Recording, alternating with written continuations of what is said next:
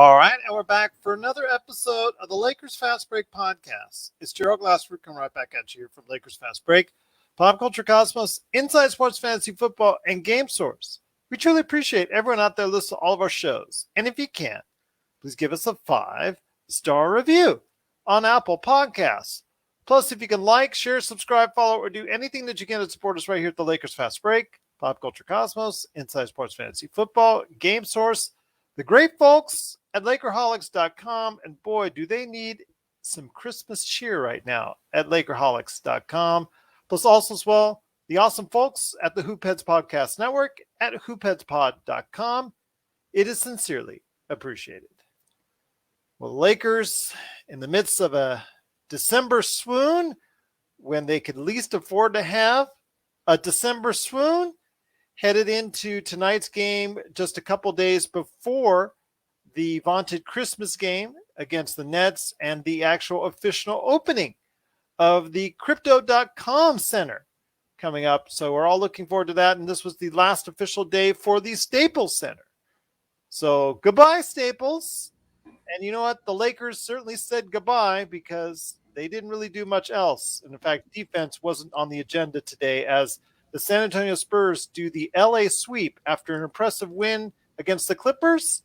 They do the same to the Lakers with a 138-110 drubbing of the Los Angeles Lakers, spoiling another sensational game from LeBron, wasting his efforts, and actually getting a 30-point performance from Russell Westbrook as well.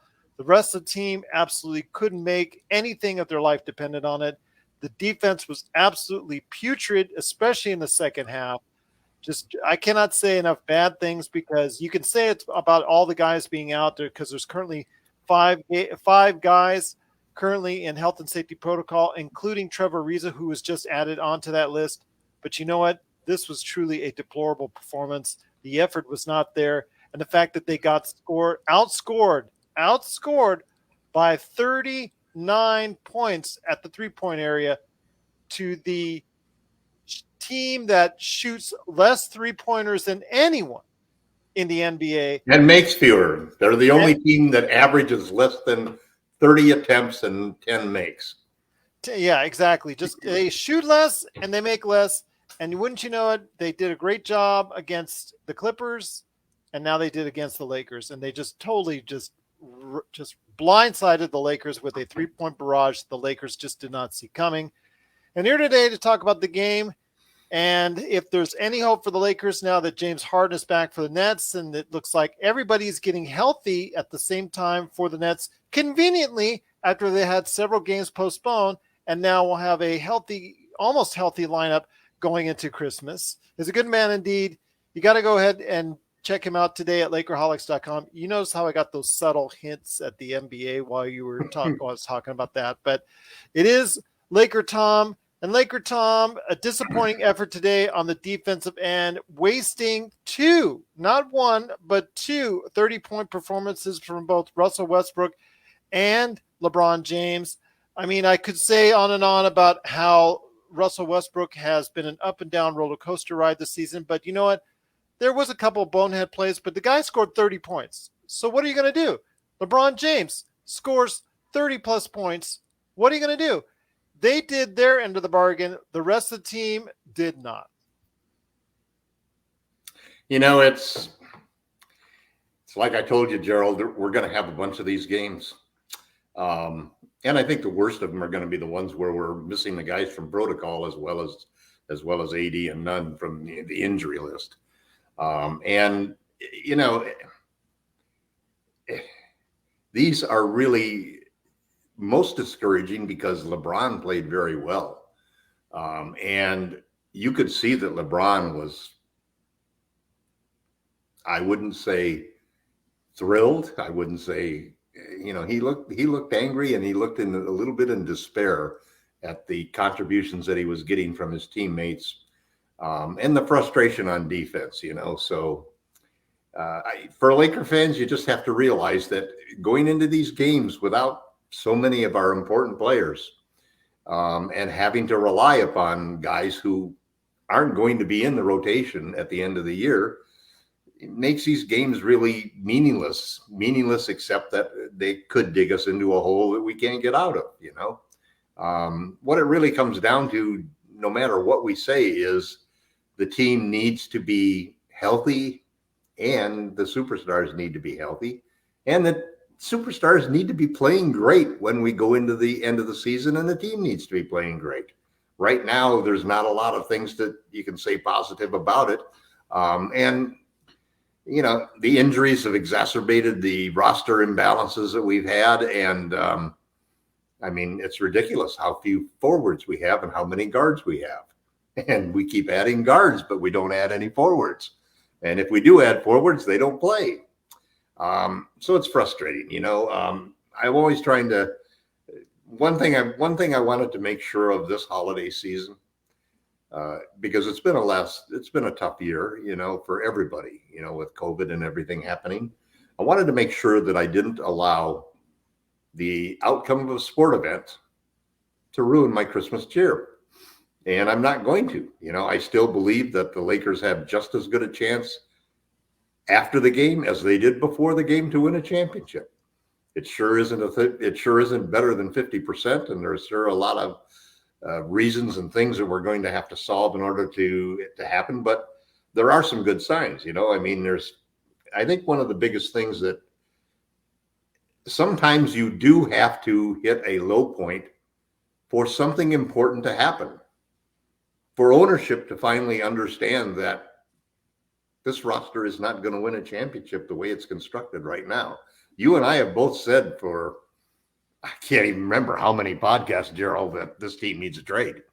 They need some infusion of, however you cut it, whether you blame Russell, whether you blame Pelinka, whether you blame LeBron for having him over for dinner that night.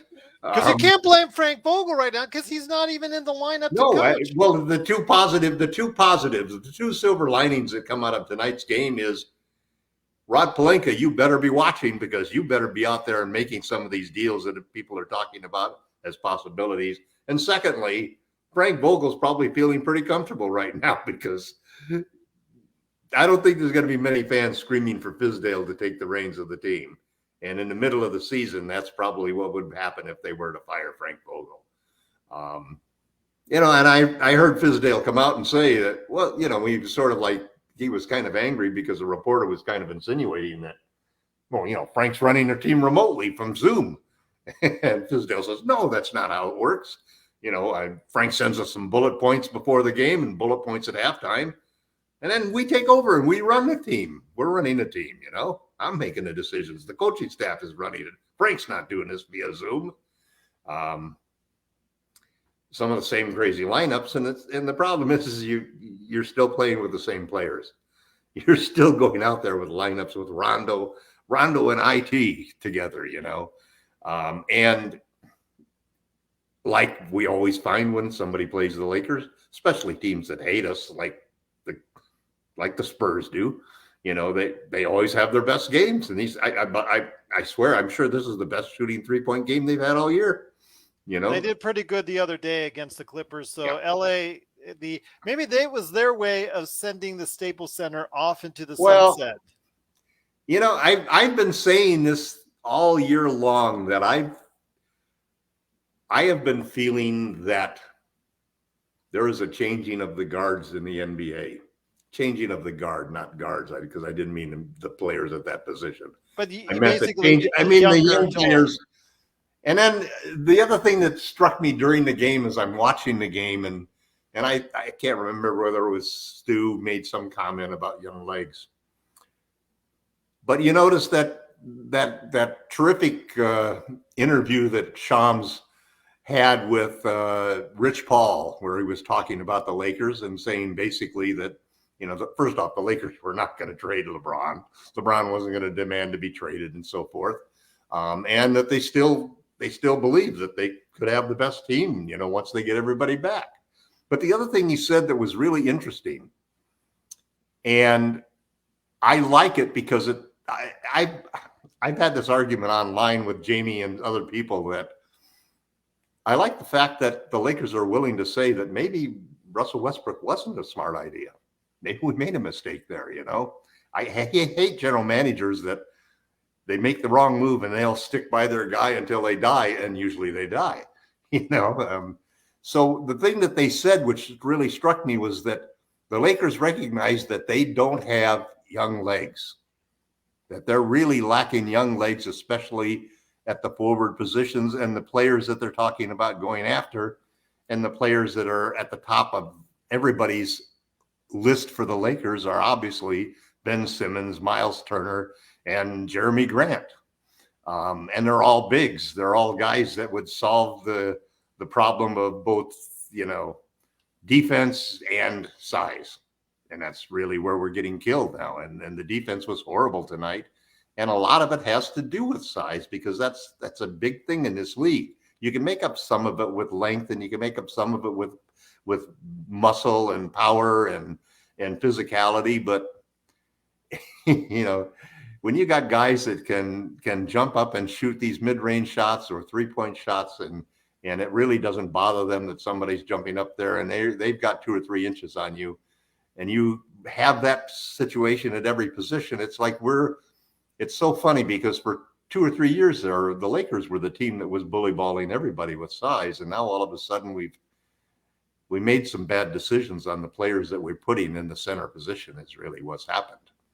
And as a result, we're not the physical team that we were before. And most of the trades that are going to have to be made are going to have to be done. And I'm still of the opinion that before all is said and done, the Lakers will trade Russell Westbrook. That's the only way. They're not going to get enough from Talen Horton-Tucker and Kendrick Nunn to fill the holes that they need to fill. They need a really caliber player in the starting lineup. And they also need to, as part of that deal, if it doesn't include a point guard, they also need to go out and get a point guard, because if they trade Russ, we don't have anybody who could really play backup point guard. And it won't be Rajon Rondo or Isaiah Thomas. So there's the pressures on Rod Pelinka, and if losing this game and the game Sunday and a few more games in a row is what it takes for Rob or for us to just hang on until January 15th, because that's likely when we're probably going to make a trade, because Talen Horton-Tucker is $10 million, and it's pretty hard for us to make a trade without involving him.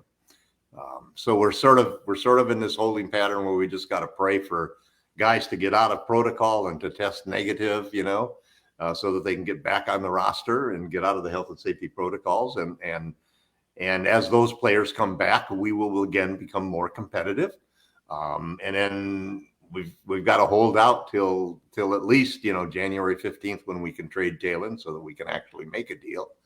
And then obviously the end of January, probably February 1st, when hopefully that's when AD will return. And hopefully at that point in time, we'll have our new team and we'll be healthy and we'll have made some major changes, and things will look rosier than they do tonight. But, don't let it ruin your holiday season, Laker fans. I think the Lakers are fine still. LeBron James is fine. It was great not to see any lingering effects from that injury, turning that ankle. That was another positive out of the game. And you just can't expect these teams, San Antonio played like a top 6 team in the Western Conference tonight. They hit their shots. They played good defense. They made they're a terrible free throw shooting team, and they made their free throws, whereas we didn't. At one point, we were 14 out of 31. I don't know where we ended up, but it was 17 out of 30 from the free throw line. 17 out of 30, barely over 50%. And Melo missing 3 in a row at a critical time. There's, it's shooting. Basketball that's one thing that's always bothered me about Frank Vogel, is that it's defense. And sometimes you just have to recognize that one of the things that has become a staple in the NBA is that great offense will beat great defense. And all of the teams that are winning championships, yes, usually play pretty good defense, but they also have elite offense.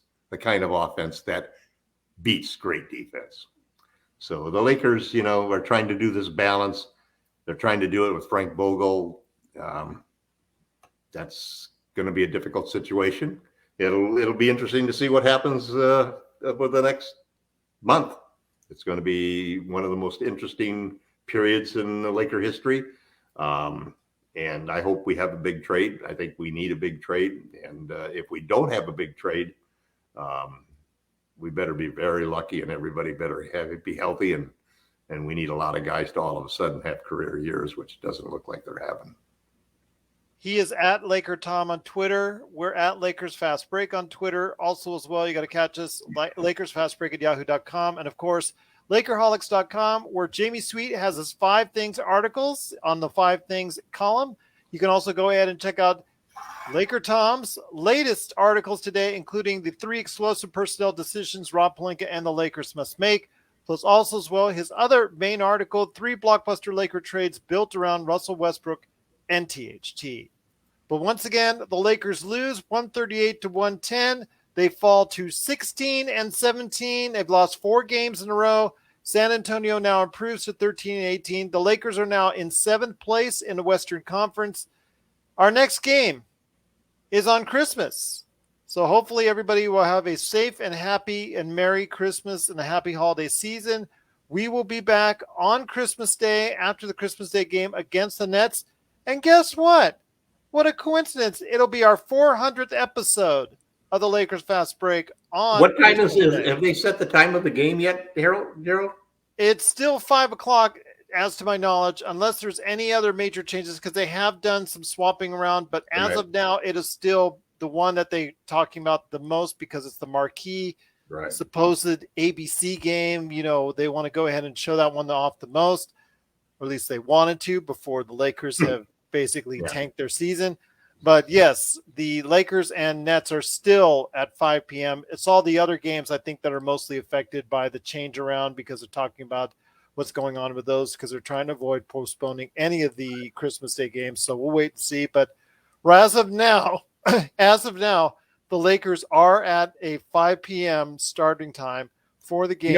One other interesting thing that I'd just like to throw on at the end of the game here is that